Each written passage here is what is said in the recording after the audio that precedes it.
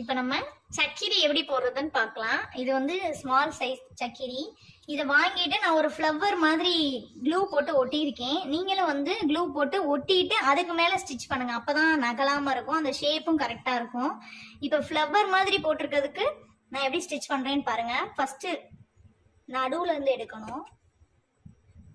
எடுத்துட்டு இதுக்கு பக்கத்தில் ஒரு லாக் போட்டுட்டு திரும்ப இதுக்கு நடுவில் ஒரு ஸ்டிச், செயின் ஸ்டிச் மாதிரியே தான்.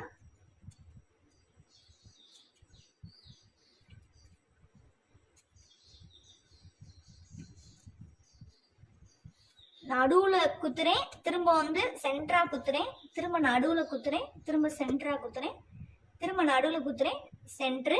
இப்ப சென்டருக்கு வந்து சென்டரா ஒரு லாக் போட்டுட்டு திரும்ப சென்டரா ஒரு லாக் போட்டுட்டு திரும்ப இதுக்கு பக்கத்துல போயிட்டு நம்ம நாட் போட்டோம்னா முடிஞ்சிருச்சு. நூல்ல போட்டோம்னா தெரியும், நரம்புல போட்டா தெரியாது. இப்படி ஃபினிஷ் பண்ணிட்டு இதுக்கு மேல க்ளூ டைட்டா அப்ளை பண்ணி ஸ்டோன் நம்ம ஒட்டிட்டோம்னா பிளவுஸ்ல இருந்து எப்பயுமே வந்து கலராது.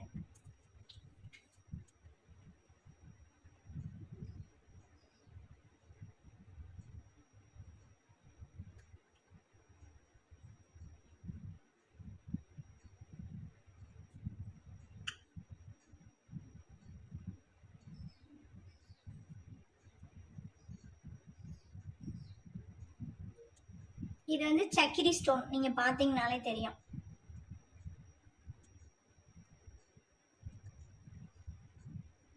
இது கலர் கலர்லயும் இருக்கு, ஒயிட்டும் இருக்கு, கோல்டும் இருக்கு. நமக்கு என்ன கலர் தேவையோ நம்ம அதை கடையில வாங்கி போட்டுக்கலாம்.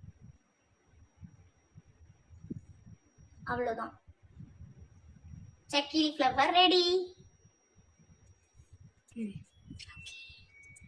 சிங்கிள் சக்கிரி எப்படி லாக் போடுறதுன்னு பார்க்கலாம். இப்போ சிங்கிளா ஒரு இடத்துல நம்ம போடுறோம் அப்படின்னா ஃபர்ஸ்ட் இதுக்கு பக்கத்துல ஒரு லாக் எடுத்துட்டு சென்டரா ஒரு லாக் போட்டு திரும்ப இதுக்கு பக்கத்துல போட்டுட்டு நாட் போட்டோம்னா ஃபினிஷ் ஆயிரும்.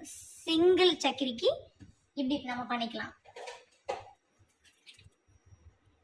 நடுவுல க்ளூ வச்சு ஸ்டோன் ஒட்டிட்டோம்னா ஃபினிஷ் ஆயிரும்.